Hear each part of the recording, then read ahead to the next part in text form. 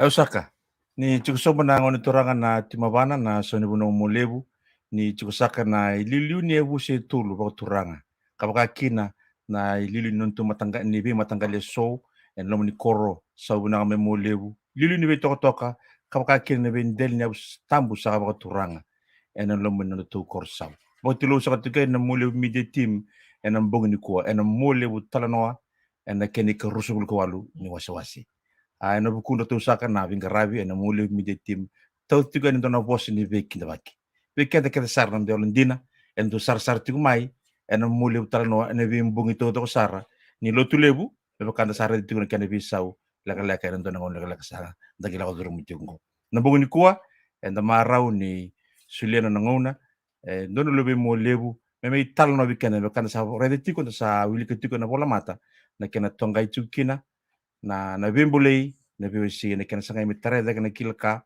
bole no dambula na kena sanga chunga min don na wonu binaka na koro mulibu ena vinga na satu ya matanda au kinda be kenti ko bambula matanga mai ena buno da ko sema chunga mai kina bola mai nam comment ora din sala ko chunga mai comment raba kan bulu chunga mai na mata be kani ena bugum na ni ko buno da sar chukina bakam bulu mai nam live comment ena rani kito bakam bulu ni kina viko sabe naka usana bicara mai ena nanda ni bata ni vital no na bugni ko ananda co-host a Mrs. Olita nangera tu fangalele kabaka kin no da bulangi en bugni ko komodo Humphrey Tawake na ngoni toranga ni buke ni matay valu lilu talanga ni matay valu wai ka lilu tal tunga ni korni buli bagro taki non na torang ni valu ena lomo ni matay valu binaga eviti sambule binaka nando bulangi no bugni ko au sana susar na ngonongo binaulita mena koti kanda ni kina matay ni taro kabaka kina kini matay ni Wasewase nando na vikila itomanda ni simbera ndana ngi rongo talno tikani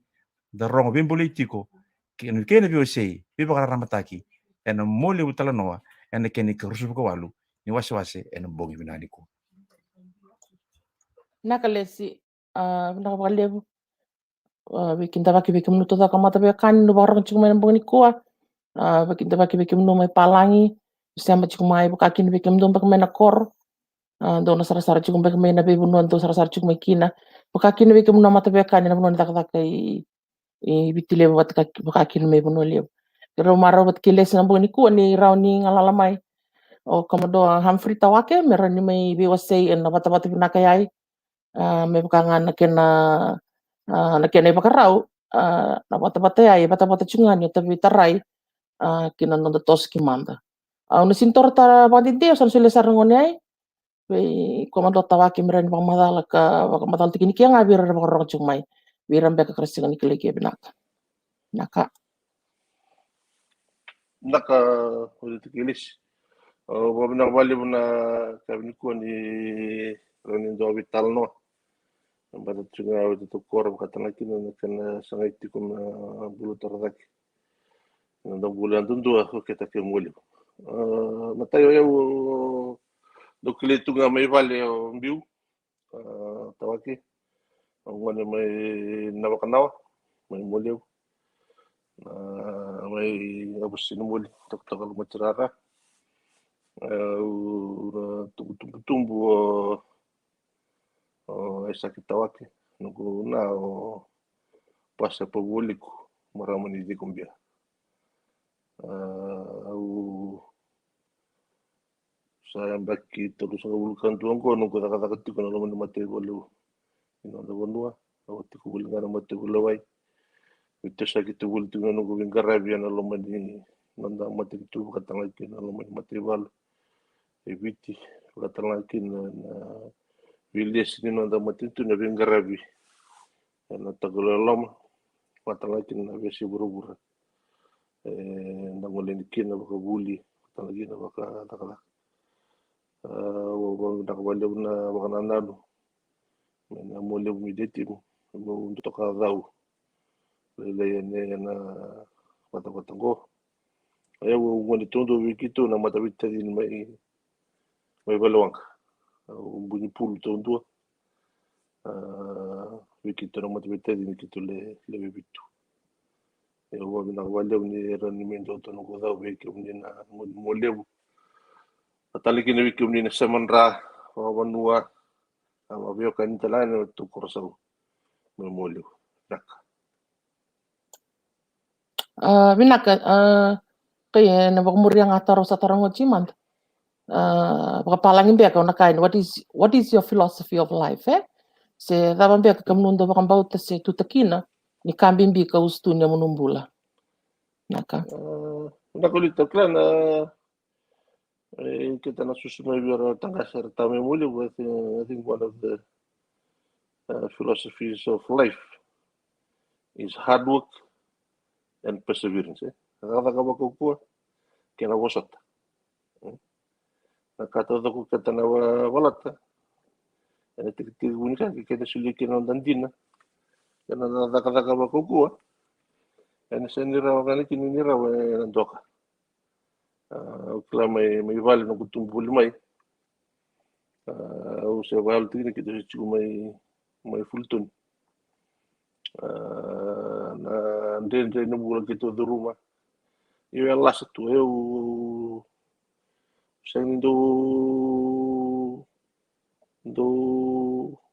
tutu mundo takitaka na vitung biar binak ela menibubal ela kena do tukuniti ko na bosota na vuli na loloma na vilomad ela lo menibubal ukila ya na usutu tonto ikaw na numa usanga may tunggu na ngono takakakina ena lo menimatival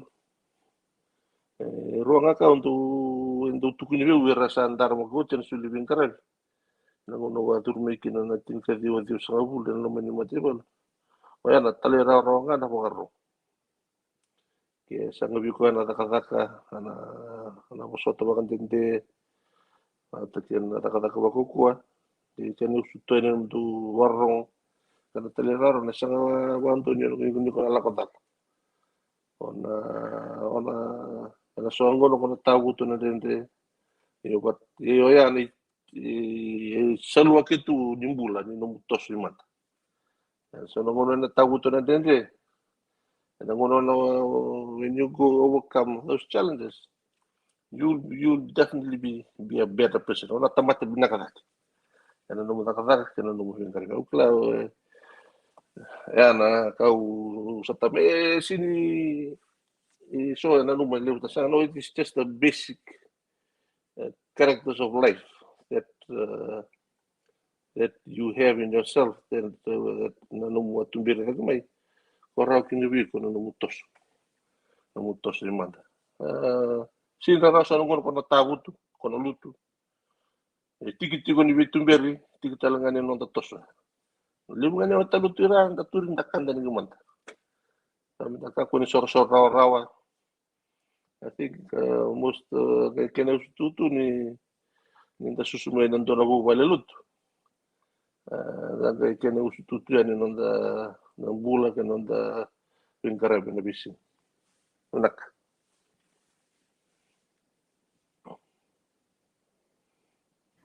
Nabalibu Komodoa Humphrey Tawake au wami nabalibu na musulia na mga una ng bungin kuwa o kila ni Ramarau na leo ni Mualevu Talanoa rasama chugumai ena biasa ibura-bura. Rabakambulu chugumai au nanu mamawili kumandani ni sona bakambulu chugumai na Levu Merlemba mai Canada. Wambulu chugumai Murki mai Rewanga. Wambulu chugumai Miriam Masudu. Mbulu menaka Falen Nambiu. Wambulu chugumai ng brother mai Melbourne. Chone Tausere. Arto bakambulu chugumai na UK. Lebu rasar chugumai na bungin kuwa. Lendo randongo o kubamboto mai Amerika Sarambeka. Arobang bulat ngama yo napuka kena undi lebe mai lepingten. Kapag kina bir na TBC burubura era sar tiku mai na bungi na nikuwa. Kemi maro ba lebu na musulia na mngona na bungi ni wososo kemi kila ni tulu ba ndua na itabi e ba la tibi kuna matintu mo vingarabi kabilu tagikina. Binabale turang komodoa badambek na tos ba buli. Klan leo mbeka na toronga se na buli na primary kina secondary kina tertiary rene ko talo tina balaleka na ilaw ni bulia so ka buli na koro se buno dambe ko liba karo takina meta ni yato na tertiary ni semberin to ngata ba nangono ko sangel na numukina o sa duru kina mati balu ni bit Vina ko eu wasi dulu menakor. Eu na bukuni tak ni ronangkas. Au urgu private school. Au fultu pe fultu. Anan dua tak bul na nangkas na may ta. May fultu ni may nunggu. Au ngali baalo mandanga na ngono kitulang may kinin na ngali baalo ka katu satu juga. Tu may fultu ni ukau sanga bagi rumekin. Au sanga le tu mikia uli kelas 2, agak besar na kelas 8.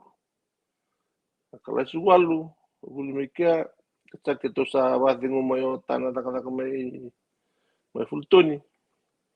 Sawa sa manula ko sarap kito sa manliti ko na farm may wala. Oli form dari sar ay lilin. What's may lilin lista na mayo kung kastan to kito. Tumala may nabuli may Scotland. Terus may sa kata kasultan tuan kini USP. Sa Manila kini sa Manila form 4 may Roda Labing secondary. Na 86 mbaka 86 yo. Tiana ocho sa pas na Fiji Junior wala sa grade 3 gina na Fiji Junior. Itu na pas may Roda Labing na bakia kitu le tulong nga sa kitu le 5 kitu A grade. Nambagia. Kito talaga na grade melo dala na singa na nambagia. Sindo tali bikito ilis tali lo dala mi kito telefon 5. Ayaw sa man lang sa lako QS. Orto na kaya na bo kito kelas bataminya melo dalbe so sa lako Maris. Kaya na bo orto na ele orto lako i Saint Joseph. Oli ang bakiro may QS na 87, 88. Orto strani ang bakini nungu UI. Ito na utos niya bakin university entrance. Ibiti na nguna. Ang form 5 may QS na school cert talaga sa natin na bakya. Ubitarongi na New Zealand certificate. Ang pasta kaya nung lesson yung number na science. Nung lesson na science. Ang daw binakataw wala na fika na chemistry, na physics, na bataga na maths. Talaga na English. Ang pasta daw ko na nung lesson na 5 subjects na New Zealand School Certificate. Sa wala ko na Form 6.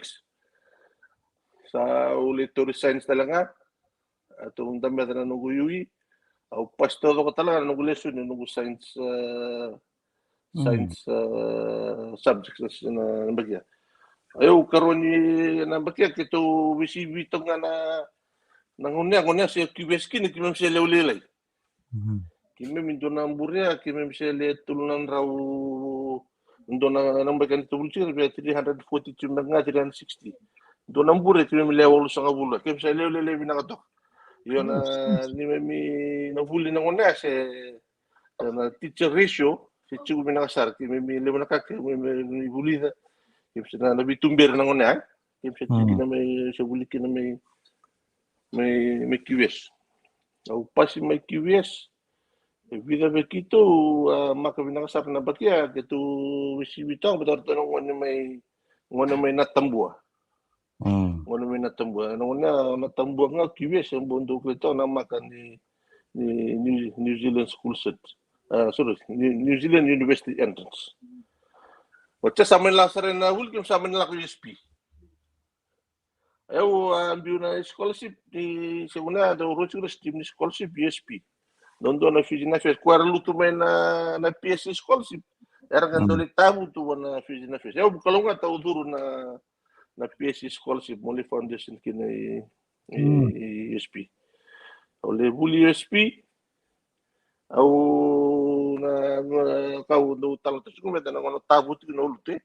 Aw manile luto may USP. Sini luto ni nungu sinirawata. Ngona lebu sa nga ni ve murmuri. May USP. Wala doon mulai naka-science. Mga doon man steam nila win-win. Ulo to may USP. Kasama nila style na ko. Leto may nakor. Ocho may nakor. Satu na may biyang kasi. Matutolo sa rin. Suwa. Kasi yung mga numbro. Batirala ito na korong ko. Walay basa. Wanda mula kakak. Ang Manila kumaya.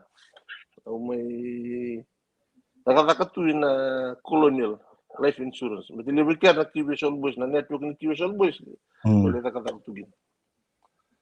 Au sale tu kia la ko mai na advertisement ni buli turini walu ni nevi. Go sinto mi balik latu ka usa palatai. Ola ka eu apply. La ko mane bola nang giri. Go mo sa la ka mo li test. No ka na selection. La ko eu li selection singa tolu. O to no mo tsunga de tsunga vi merian. Merian ni betul kami bisa harus tsunga national secondary nangona. Sin kila eu satu me STG nangona. Isa maya alas mi wal baka sarang silis tu mina taka mana konol nang ketu tsunga rewa. La ko mea sa samit sala ko na interview ketu sal interview. Nakana selection. Eu ke top tek kito na la ko na sige. Nanito le selection na level tu ni bo. O sa tu kun interview mo sa le recruit. Na basic recruit na kanima tebol. Atin ka diwa sa kaul. Dati ko niya bakit? Salah ko ya usama ni tu usa hala ko tu mo na recruit. Salah ko. Tu sa ile chuko to na chuko me vale. Sa ile chuko mada undua. Mada rua. Mada tul. Ngon me kem sa mada pa me sa break me kem sa alis talen. Pasari na tu ni salu tu yang ko sa touch por ibna tu sa ko sala ko tu be ka. Ko sa sutia. Ya umbasa talaga ya ro to ko vale o nana betul kita taruh rula ko menakor. Do manera que na vostay ko yaw. Abang bibi be nana ni buno nando wasta to buno ni digambi. Wasta ki. Saka mo leta ka ko ni pala tatunga ka. Ka usa warula ko yi. Dala le buli. O se chuk na ni ka sa tu ni jo mo le buli nglan. Kana kurubul ni baru tek di buli turin balu England na nani na Britannia Royal Naval College. Kalau siapa bantu ni dong apa le bambu na nunggu Talanoa. Tahu salis tali weekend ngamai lus tali nasional. Aku main lus tali. Na mada sarang ngame usala ko kina. Tahu sala ko may vale. Me que me pasa na warung buka. Waraway musahu ko musala ko yung singa bukulu si singa tu lebu usa kere musala ko sumo betu may warutan no ya musa warola. Usala ko may vale bakaro sin babochot nga ronagas. Nabuno usala ko betu. Ono sa ko tani kina no tikite. Matakan singa usa ambiten go no tikite no gabuka. Go na no visa no passport. Ko usala ko no mara. Sanjin. Kau sa radio tu mai. Kau sa sinibosa. Yang kendo weekend tak kibia tu lewat. Kau sa talin do kakan sa bevan. Ngai tu kami kia o mala nangonia sa BTSP. Sa taka tu mai na fi mai melutok. Ala ko ngamia basa tala non la komisuba. Sa melang kami vivu ke viu na nungu babaru tiga we. Nunggu la ko yung lain betul ko ang ilis kami sa tala din na huli. Ala ko gay matak na singa o sinero elito ko sa kami na matak sa ko tunong ya sa ala ko manalur matinur sa usinyo sa ko netbot. Busala karo sa ndam to ngami bal. Sanjin. Ro nang kas. Karo sok tali tu ni sa diu na nakausa ta kawati ko. Eu sa tunelo sa ko nakausa lomago sa lago sa. Kaya boy till then, 31 years ago today, the rest is history. Sa sanga ba kayo? Nabuno ako na numuwakin na. Nabuno sa may ata putugo, nagulio. Yan ay talo wala nga matadan. Naguli may, kinanong may tigabu ni Duro. Yan laman ni Mateo, na tulsubukan doon niya bakso.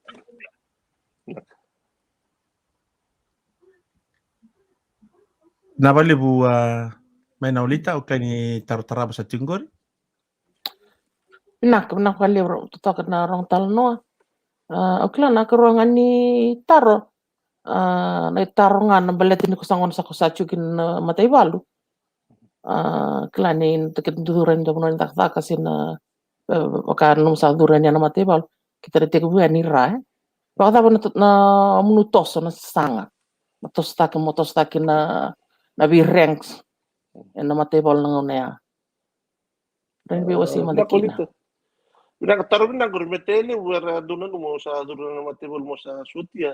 Ora no mo yo na kamo na lengarabi yo kito na matawile kito ndundui balelai na wuli ta ka kito. Kito te busarame na masibalpo. Kaya na masipilit si balikuro. Kasi may na wuli turin walwe na ina nevi.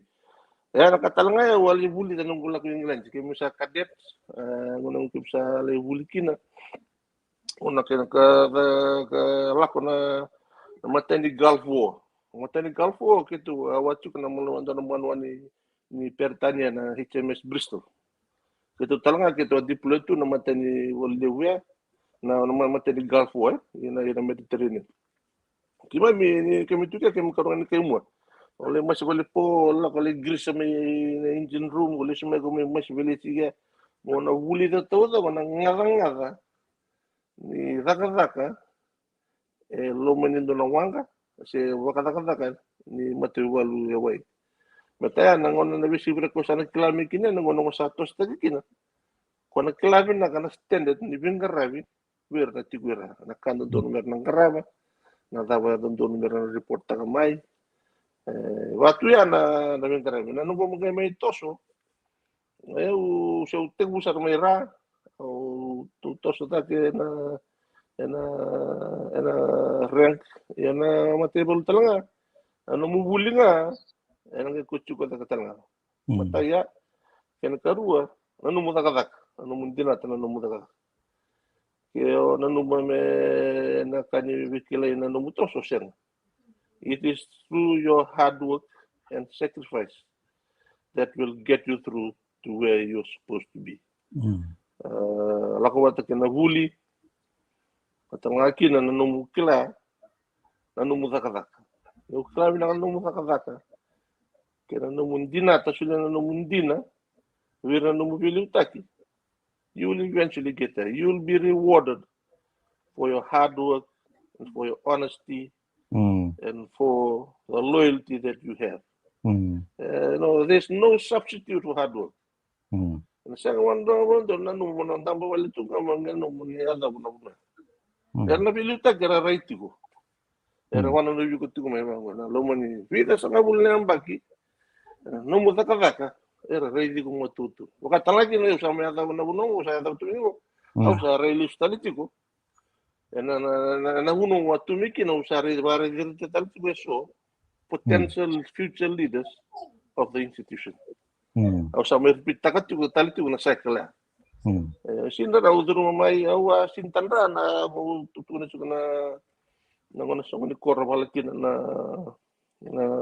uta to so ni Mualevu na mata rosau te utuno baki rosa nga bulu sau te wasintandra no na mata utuna buno sa ta utuna kino au sanga mandanga nyo tanda tu na mai tarane tutu di no mata bilawai mena runo tolu tinkabitu te guna baki sama ya talongo o siya bando ni tandato yo sama ya do o nda na baka ngando kay Mualevu o tor nga mo dala mo bibala kinen kene ututu ni mo dinato mo dakadaka so singa kon dakadaka tu me da Mualevu so singa kon te mo matakale na va kon nga suka man tin karo talang Mualevu so singa kon da umode salwa ketu ni dakadaka na ukla na vivo no kaya kita faunga kenda kina na nonda dakada. Nothing comes easy. Nothing will be presented on the platter that you think that will give you what you want. No. It comes with hard work, sacrifice, honesty, loyalty. Eu sutu juga no kilati no karau juga no kalau. So bukai kutigo na no milagro. If you do not have that and trust in those principles, ano sino ay ko na tabu to na lang. Kaya sino wiso ta kana milako mure da meron nda no buno pinak mo lakin. Ano ya ton tan kaminak. If you don't change, then you won't achieve the potential that you have.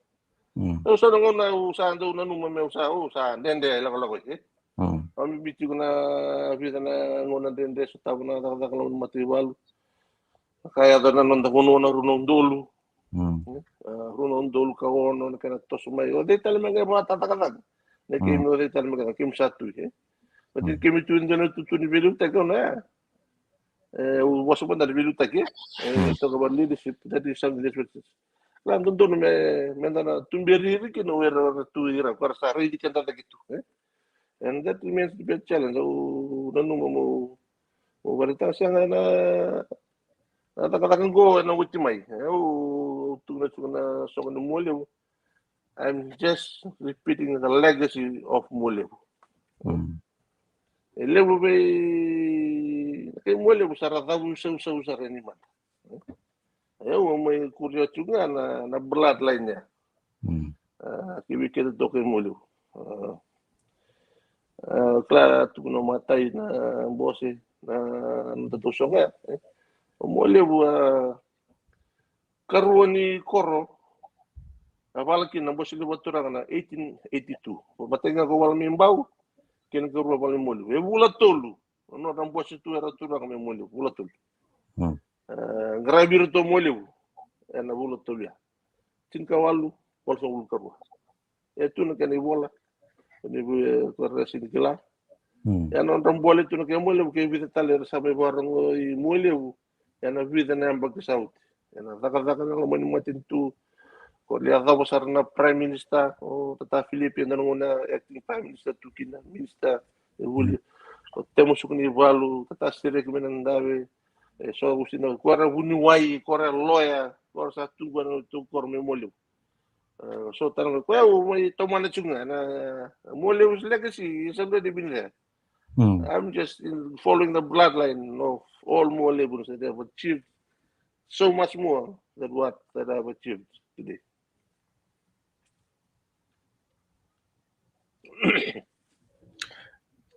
Na wale bua nonto bulang da babi nakatiko na mbong beni kuwa na bugu ni bembulei o manda o sinanuma ni se zorbuli leisar ke musin do kadi selo chuko ni do pase na manua tanto kila chuko ni kelangan na manua o mumumbi na chuko na manua to kanta tali tamba libu na kan do ko misu badar na may zingo man o milo mo sanga bang dunia li chubi au le tamba ya black and white do kambi to me bombaka na manua do ko tani o no momo ka bulan itu ko ni ambong ni ko turang na komodo na bubuke ni matibalu ni nanda matin tu bina ka viti e bina kan ndo makamindum na dengul ka kan yoti anda ndo na kiliklamanda na mbong ni ko en lako ngamai en biwesi sa daura ki uchichiko ken balambale au na tumika ngando na taro menavika sa daura ki utiko kina post e tiko na bola mata so men en no kiliklamanda ni otia na ngai tosti ko vital no en mbongi bina ni ko.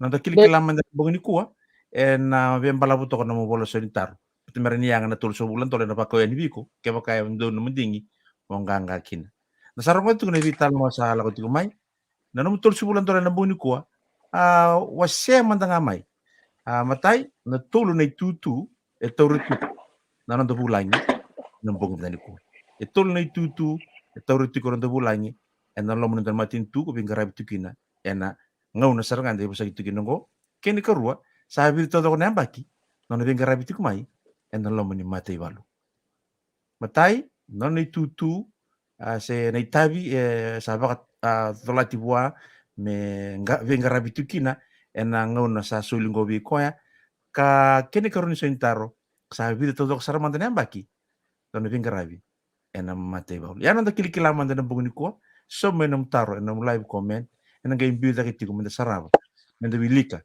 kaya ka entang woni bulin do barong dini tigo na bugni ko awre to na live stream na bugni ko sangan nindona ngona me lutu sobre wili tamata tambusaka ni rasar tigmai mai UK mai Amerika Australia New Zealand kabaka kina mai viti mai na kor talanga rama maru tak satu Mualevu na VOC na mbongi bina ni ko klani ndona taro ononu mu tarong sanga wana ngoni toranga na bubu ni komanda ndo sang baka ngona ngwa sinti ko wana running seat ononu mga mu tarong ndo baka ngona ndo na ndrendre. So was there a point in time nangona alako tukira na mo manangono bulikina medo mengo stabi kina to ndendre kabaka buna mo reassess so relu subutale na mulako kada be sonaka ingibu keiko mo overcome takikina nangona ndendre boya Pinakalis, kaya ko di taruna ka nana lebu toka na episode ni nubu taka ako sa tamay mo sa wakasam tao mo sa betando na kango endo ono si tawia ke ono na kando endo mata weekend na itoke nonda sin tu taro kan dapat dulu ya ka bombe ka ya ka kinongo awa takawan ndo na ukla na kita na baksaut ndo na nungu lilu awa takadak usa mani tukuni biau yo ko sinundo no tukuni ngori pa takabanga naka tundo mo naka yo na nungu tutu metukra ni turni falu I had the right to ask why was that directive given.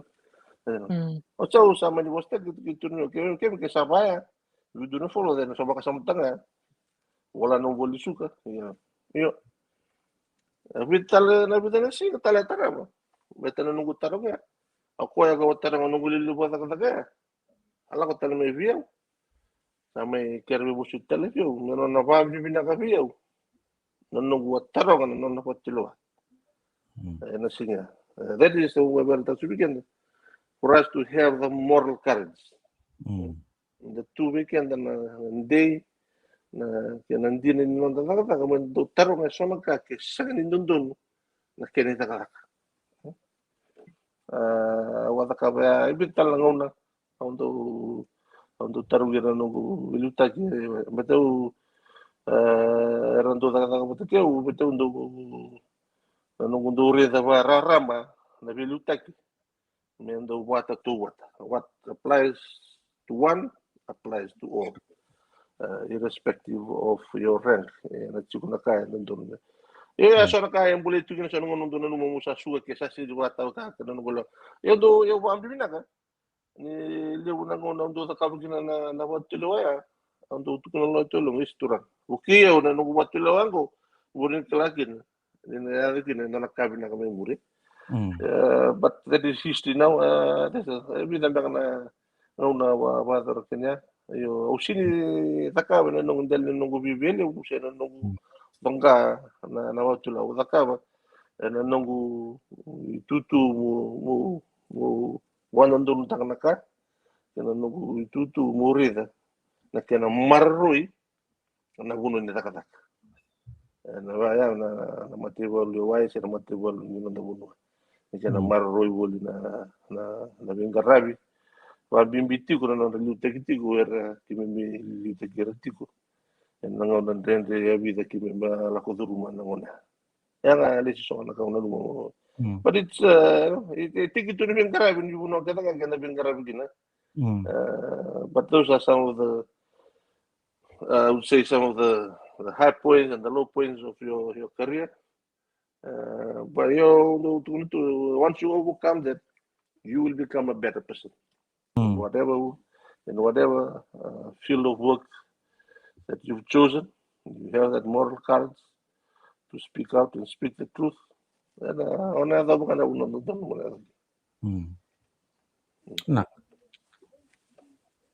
Naka, okla na ka tarong ka taraba.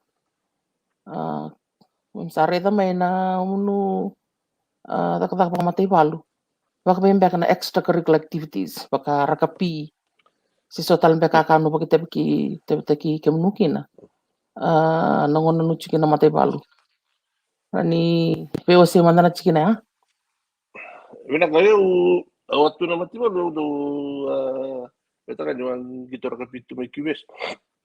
Kalau mai kita tak tu nanti ini mati bola wa yo ngona kita usain gitu kina nama mati bola kita usain gitu menusur mai rewa.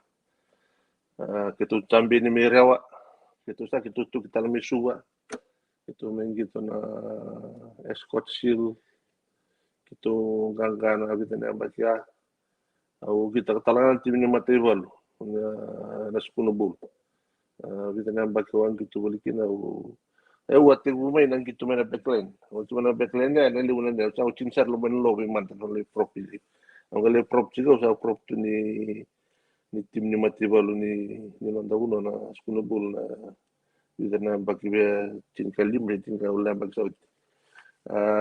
Yana en ucau sama ibu tekio tu na administration na do bukiar tu na ngwane tu na victim do wete kina au wa teguma wa executive ni subarak binen itu yang betul ni kan ni subarak binen au secungan gora subarak binen au presiden juga ni subarak binen sa chini menas wecin kan dona bango nunggu wete tu na daga binen subarak binen na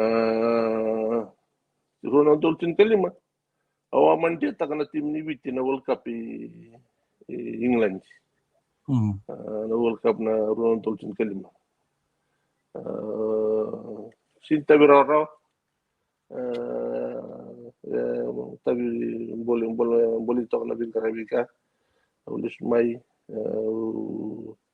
terus ana bulile bu metana ngone transition kina no gore na nang kita rakabi main amateur kina professional no ta ewan bir na ngone orang gitu tu mai Europe ya karena marah na bula no gitu Pagkatang lagi nanti kalau gore juga na lebih sili ni ratara ano to yo ano no buwet go se bate tigo tinga ko na rakabi au president tingo ni sugura gibini au se tinga kinongo wala tal tinga ni council ni Fiji rugby ni Fiji rugby council nanda ni rakabi nanda no nak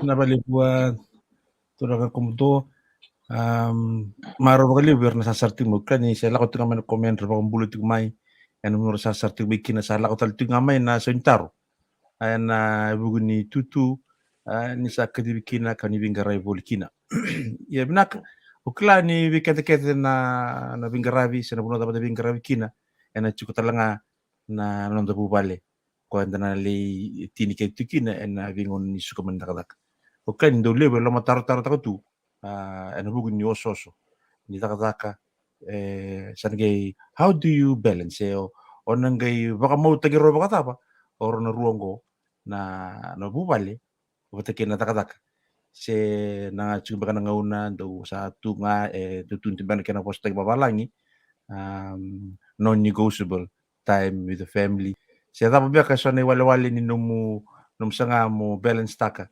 na bubali Pataki na bingara bakong bimbi ninda reda mandanga na itabi indo mandanga na deputy komanda sambu dola libutok sa kay tigo talaga ni lili mo tiba lewai kapag kina na lili ni kornibul ni bingara bitukin kena bi tabi talaga iso be kausang iwasetu ka doon baka na kena iwali si doon baka na iwale o baka nataka ena rin bukay irna barong tigma ena Mualevu Talanoa ena bungi ni kuwa merawa nira baka mo tagkina na tigine rongo na bubale pati kita taka-taka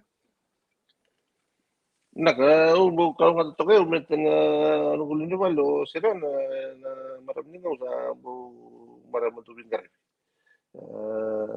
na kinabali ano na hindi natatu na nabing karabi bale kasi ang baka ni batu yan nabing karabi bale kasi ang tala ni batu ko na naunuan na sa maya buto na wala kaya matay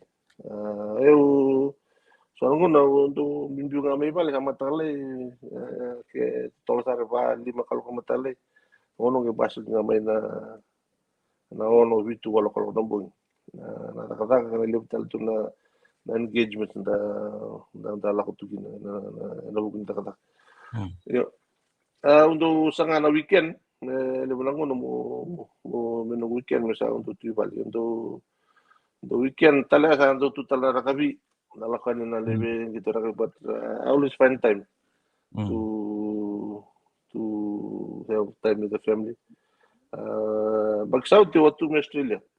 Level tu in Australian War College. So siber nila ka na siber tin mula ko sa ano merto sa kautumanda na bupale na ilakala ko babuling ko ben. Mera tong ni to ka batang ng ilay mer living capital to kakin mer something sumili sa kakin na living gar. Ito ang baging to kina may Australia na bagsawd ti.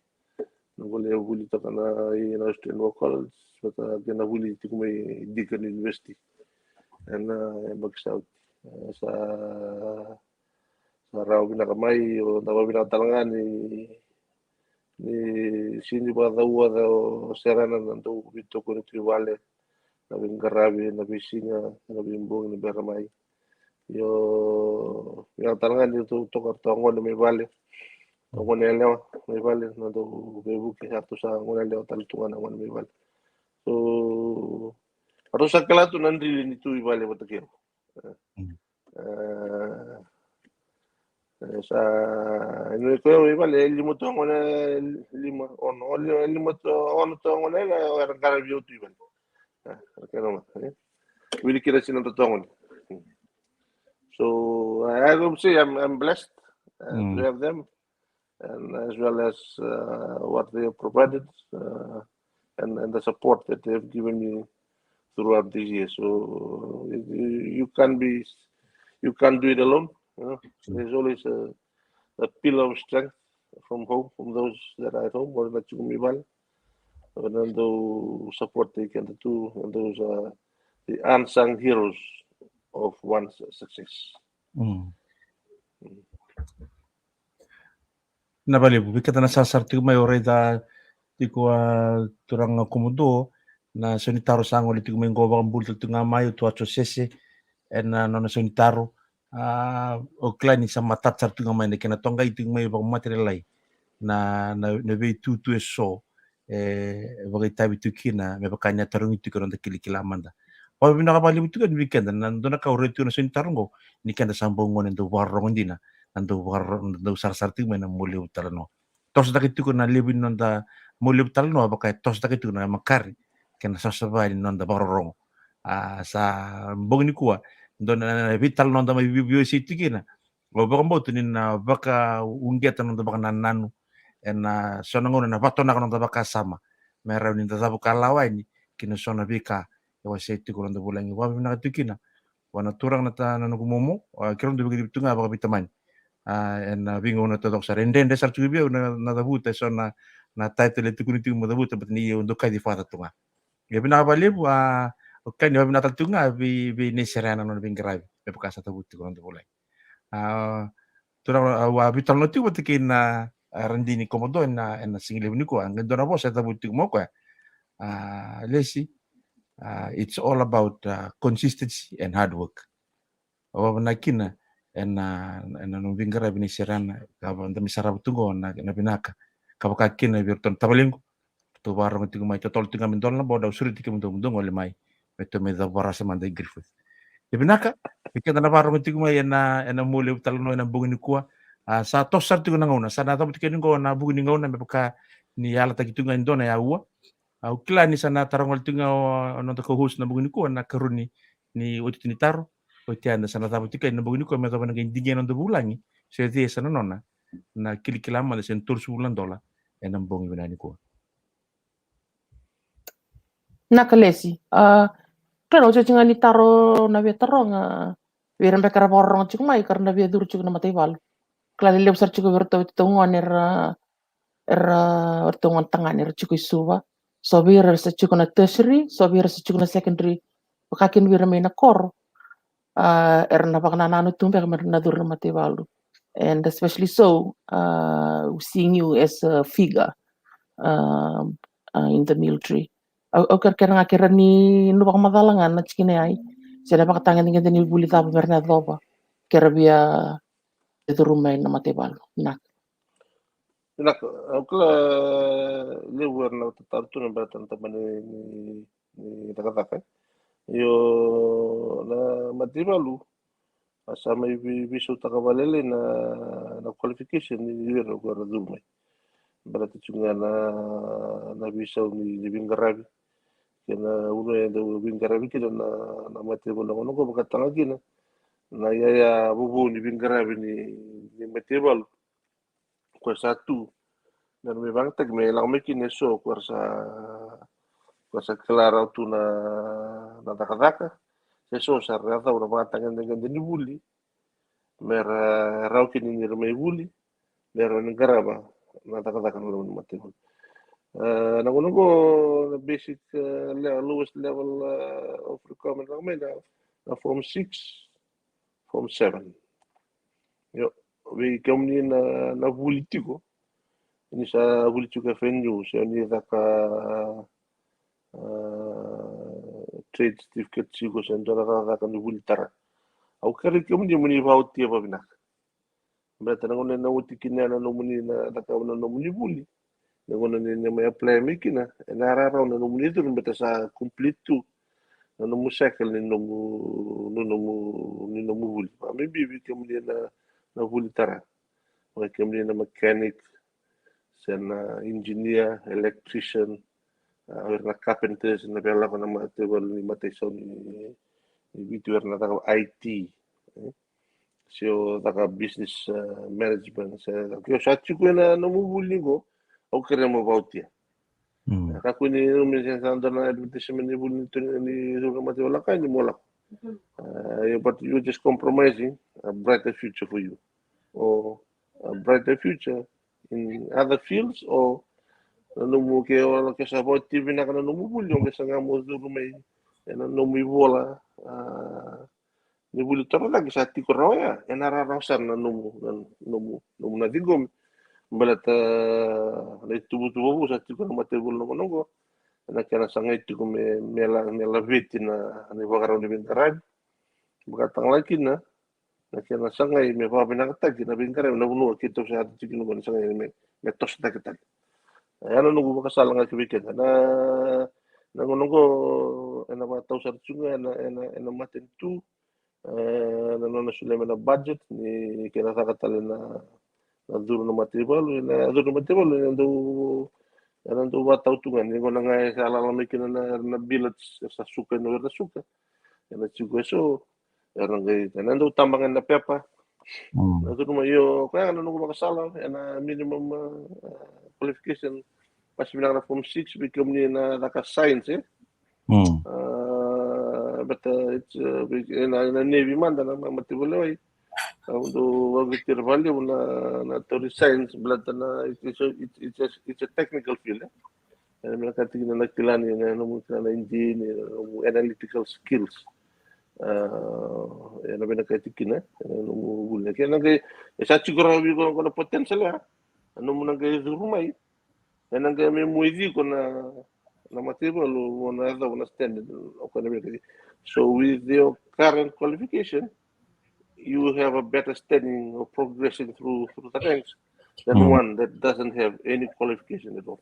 Ni takan ni mata tadi ko na tikin ni talagi na turani valu na antala tu kumbeka so na mo nyamba kimingko kusat na tigo nyamba kimingko me pala tigo sana ngalala vacancy sana tigo ni dari tonga na pepa betana kena bakaraw nito tambayan o kung ko tatangon kung ni sa buli tungo ni buli sa rabako po kung ni sa tigo raw na tertiary kaya bigyan ni muni vaut ya babina o tiya babina sa tokaraw yung kwento certificate that can be a bargaining chip ina namubuli o katalaki na namubuli to katak sa nabunoy ko bili katalaki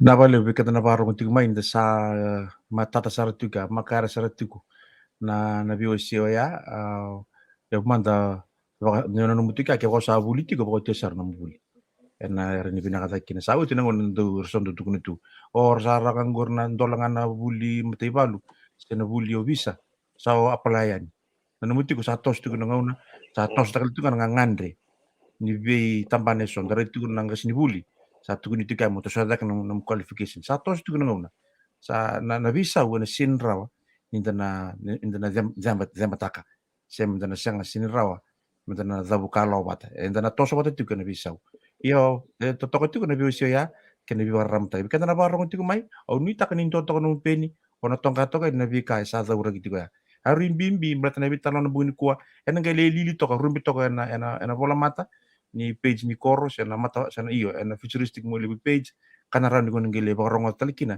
ne basa kena buni ko sa toto sa tu kana tos ni lingi ni kaloko asa na tabu tu mena ngauna mena mai tau tikin na itatau se na bosa me vi ko ngiti bakan riti kenda o kla kenda barong tu mena buni ko sa dona ka no tu kena bosa balang gold nuggets na vi bakasal mo moneso sa ambil tu mai no to bulangi ena vi bosaki mena ngauna tiku mo tanga mekina nananguna romadal te ko tikena o nuita kan na to migi tikuna vika roti kenda yanga vi kenda mendarin zabukala o tikina ini simbero ya o bombo tani sana kena ngono ko kero ni sule wala ngabo na nguntura kana nando bulan ndo kai menen dingi tak wala nga sego dia na nona nanganga ena tul su bulan dol au sana bitu men godono comment ngo mai be kitio ni tui tu kaya kene ka rumbe ka ngo o sotia o klang gombe ka o chochi tui fangalele ke bakain don nungu iyo yo kombe ka umbita takitiko ngo na nei chosese ngone chochi tu fangalele ngona nei chosese tu sawana kureti mo chosese orto le tol sara ngarto sumitar to kan enak kabini ken bambal to le tulungo we ondo no gasini bulle ondo tuni betu ki verto no la melio no mundo ndesi ngorna ngone do boro rongo erna ngone mani binaka en lo bini ni do korni bulle ya tura ko bulang to kai tolu to ya tolu ngana kiti oni tui chos tu fangalele se chosese tu sawan o ko da berto asan no tur subulan dola en bongi binani ko Tu sa winto to korto ya chinyandola. sa dono binaka sa dorongo itu ka do sa nangay bota baga tau bota saranga na tul sa bulan tola do sa kalungata ni do na chinan tolong ko ngai chinan tol ni uzi ken balen balen ne bele $5 ni bici chin ka rombe kan dola si chin ka tulumbe kan dola do bo setia yibnaka fata chochi to ato sese ke tabal kitione sa do ya chinan dola enam bung na ni ko yibnaka nonda molle bu merchandise talanga ena metawu tibi kenda na mada mingo na chamba na sulu na isala menda na gai buli buli kina daba bim na kati wono bulangi ena buni kuwa kabaka kina na virtual fundraiser ena tisamba na kedi ni singa bim na kabali tibi kenda na sara sara tiku mai ukila ni na tosu tiku na ngauna sana kena ngonongo menda sana lande apa ni kina na iwoti oti ni taro kausana taro tiku nga ena huku ni muli media team ki hirna ni warong turang bulan tokai kendo pe kanu mita tau o klame ko sa tabuto ti ni sa vita tau na kiti kumai ana namu ni sanitar ti kumai kendo pe kana kai lutu ni na bina kata muni tumika muni bakan tala bakan bimbi na bit tamba ni mbula ni ngone ram bulu ti ngone ngo kani tobu ni mbula enta sa sarabu ti ko verna luvenda bakeni verna zorbo tambu sakani ene be bunu keta ka bunu rara barasa sa ti mena bugni ko verna basu yerna ngoni moli ka kina wirin baka ngle sarava na recording ko nan do baka nango na memori ken do baka na tataw mo na sulia na buni ko me umana baka dua siya baka kota na baka sama ni numuni USA ni ren wasya wala nga ko na kene karulangan ni waswase isimberan kimi ba ke tigo no baka binaka pe sombe ko na numa mo na baka binaka takira enolom ni koro senolom ni bubale men ga mitini baka do tikina non do sagi enang bong binani ko Binak matengo be na tigu mante na ba binak weekend to kusar na sa manra na kemulya bu kem na ebu setulu na sa ni bunua ni to korsa mai mulu na ba binak bali na wito ko tigo kaya sombe kanta sombe ni sota so kata sota na bukni lako ni Ni bata-kata usah le dokumen ko yo tanto juga na pa bibina ka todo usar ko weekend ukla kira sambulu tunda kanang gas may nawa tanang gas may bomba ko to kanang gas may mulyo antora kana na marang au na numanga nang na watu may New York tu New York na ruon tulsin ke bitu na bulo tanwir wala kon tanang bos na United Nations bata-bata mi ko kita lah sa tanggir no talibun terus ara manu talibun no riba ko na bani bit to sumsar ngir tuanyo gas may temu sukuni balu me va bina ka tagiyo nga na no ko sa ngari tan betang tutu wa komanda ni matibule we na ebiti chuka na mara wilio ngir sartu no ko yo me va bina ka tagiyo na no yo na va bina ka au kala la ko me ngir sartu me na kor na no tu me na kor sa na tu me New York me America na singa au lalu tu terus no so muto no ko telefoni na singa no ko balik tu lo may na Second Avenue may New York au kang ona kino na kang ona betu ko no be balik siya nga weekend antik me na kor na pa bina ka nang karabi ko na bonua karabi ko betu korsau Biketa na tuku suba na nasasangit tiko may lilini koro suba nanda project biketa na barang tiko may au kari kenda menda nondolinga may na nanda bibu ketaka na kami bulata nanda korso kani karuanga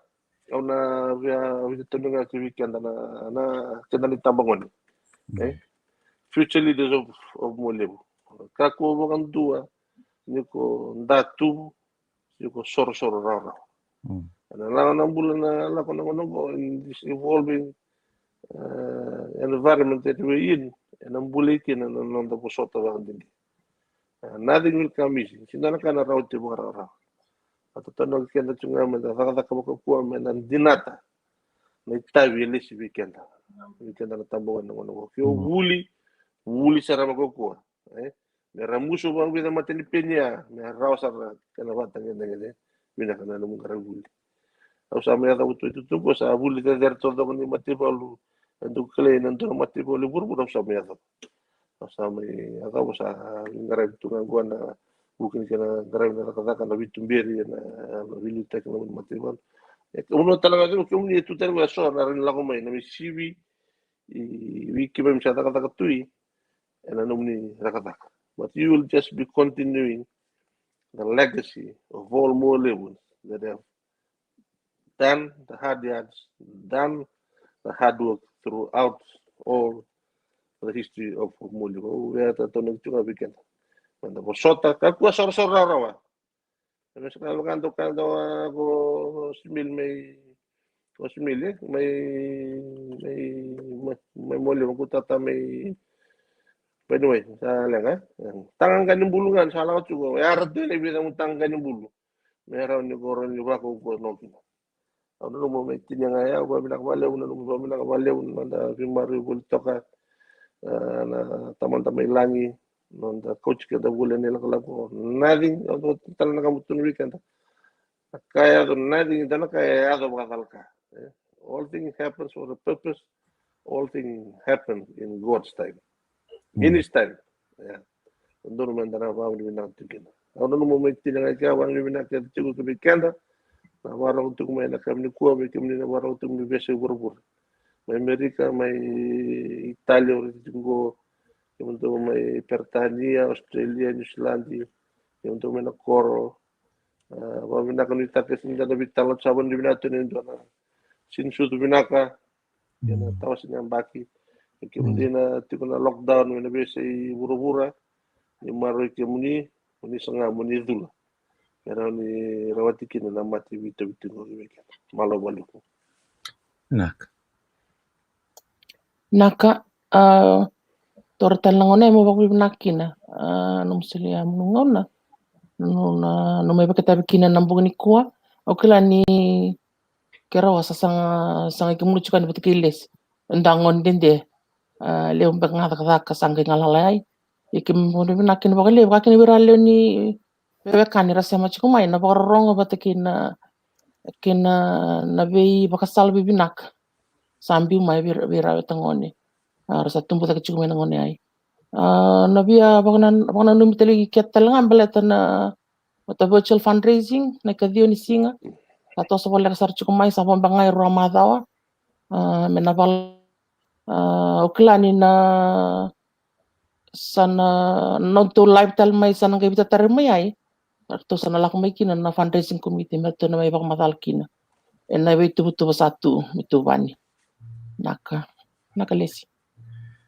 Nakavalevu vikenda sasarti mena bugni ko klas anda ndona bugni maruta ke klani me kausa daura ga utitiko ndona kana sarsar na bugni ko ni sang ni lutu era ndei toga na kene wilwili na bugni ni kena maruta ki na vi vaka sala mamona so ka vikenda sasarti mena ni kelas artunga na ndende la kuzuru mendona tamata musakani na bagaruta ki siura ki me zaba na bunu de dire en dia zova en nonda sasanga sinonda non sanga men dia zova na bunu en tanda takati babona kini bagalibu na buku ni muli mi de team wana on turanga na buku ni komanda ni matibal como do Humphrey tawa kena musule na ngauna uklani atu bagaratu na muli mi de me digo mangana singa taba ngani ngalala kina na zakena kakamura kini raw ni lakon kena ngauna donu na buku ni tulebu ngosa dona kana itu marau kena non rabaga mina kana leo ni kor ni ran ramerongo do klan ni redi klatu bek ngan len bubale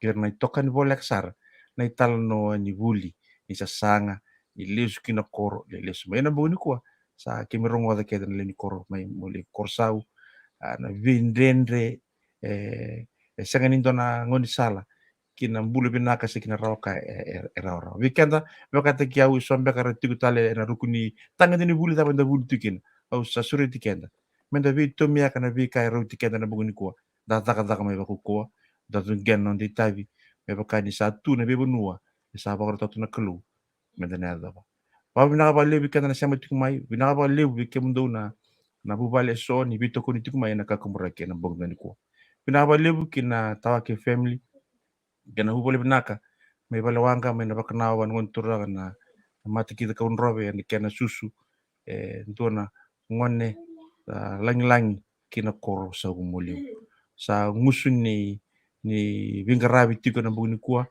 komodo Humphrey tawa kena baka bini binarliu na bugni bimbuli o yau mande ndua o klani kitu na ngele bungom bulu kitu tungo ibalangi kitu ndo songani na bingono keza ndo adami kini serne bike mndoli redo wal tunga na tangendi ni buli bike muli ungi ditukina sekena zane balangi to be empowered na bugni kuwa total na biso ungi bike mami albinaka na buno zabu tukina nguta mai na buli bako ko mai yesa ko tikama bikitu na mule mi de team ka bikitu na bingoni bitinani na bugni kuwa via kanira ramba ni sama tikumai sa baka bini binaka tukena na mule mi de team na bugni kuwa na bugni nomni ngauna ni sule ndona yawa muni mi baka rongo baka sala momona kana rani bukea kesa ni buke muni na bukea mbaka ni baka sala kono sule verna muni sule soli tabu sakani karatu mina zola na buke mulibu ene vingauna satu matanda ebe baka ngane kene baka rau ena ngauna kataraba ena Mualevu Talanoa Wasewase rusum lukadiwa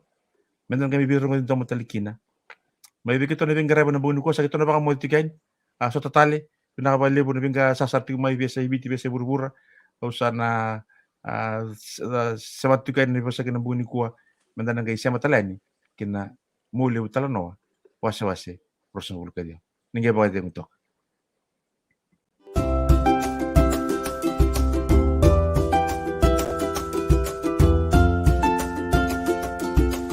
Naka